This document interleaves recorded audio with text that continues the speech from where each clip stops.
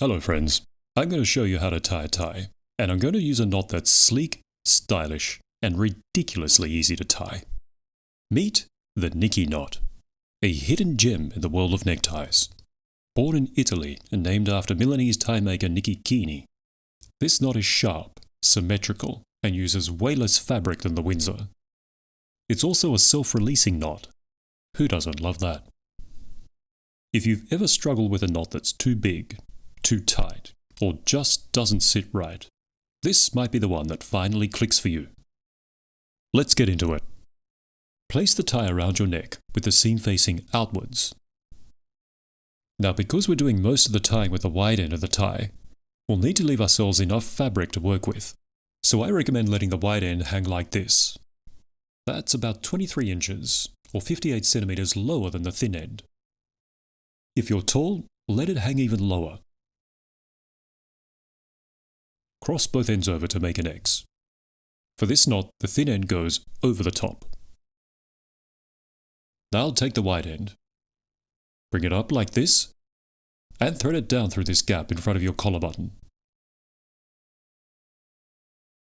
Grab it from underneath and bring it all the way down.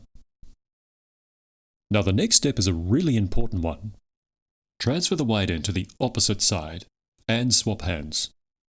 This is what distinguishes the Nicky Knot from other knots like the Shelby knot or the Pratt knot. It also shapes the foundation of your knot, which, if you get this step right, will look nice and symmetrical. Take the wide end and wrap it around the front horizontally. This will form the centerpiece of your knot, which you're just about to see. Put your forefinger underneath like this. Grab the wide end of the tie, thread it around the back and underneath. Bring it up through this neck loop and thread it all the way through. Almost done.